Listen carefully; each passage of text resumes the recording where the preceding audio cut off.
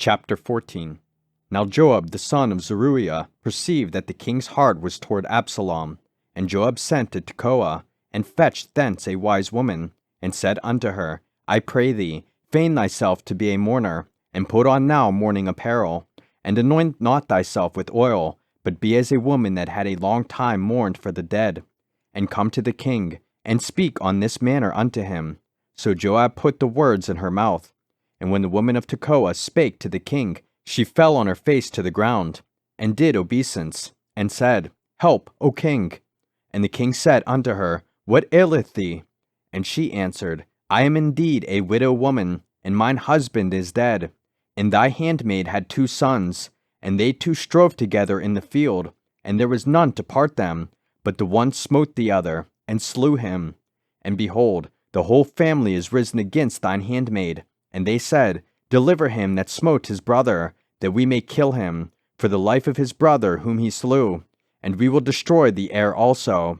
And so they shall quench my coal which is left, and shall not leave to my husband neither name nor remainder upon the earth. And the king said unto the woman, Go to thine house, and I will give charge concerning thee.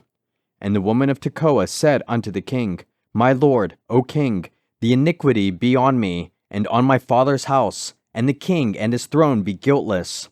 And the king said, Whosoever saith aught unto thee, bring him to me, and he shall not touch thee any more. Then said she, I pray thee, let the king remember the Lord thy God, that thou wouldest not suffer the revengers of blood to destroy any more, lest they destroy my son.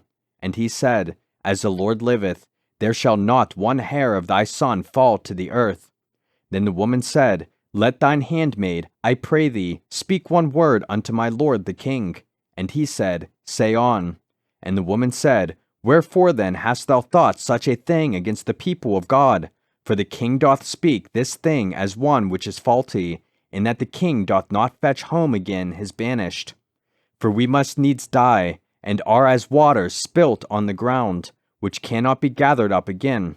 Neither doth God respect any person, yet doth he devise means that his banished be not expelled from him. Now therefore that I am come to speak of this thing unto my lord the king, it is because the people have made me afraid. And thy handmaid said, I will now speak unto the king. It may be that the king will perform the request of his handmaid. For the king will hear, to deliver his handmaid out of the hand of the man that would destroy me and my son together out of the inheritance of God.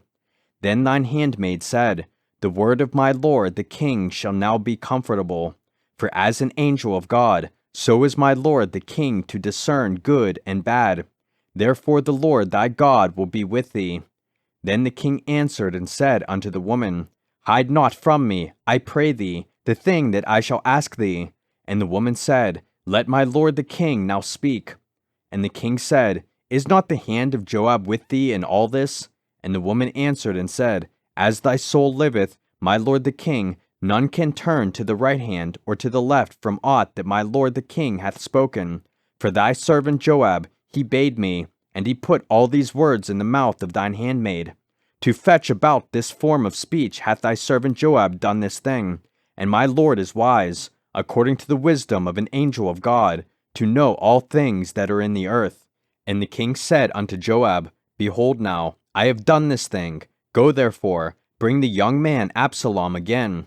And Joab fell to the ground on his face, and bowed himself, and thanked the king.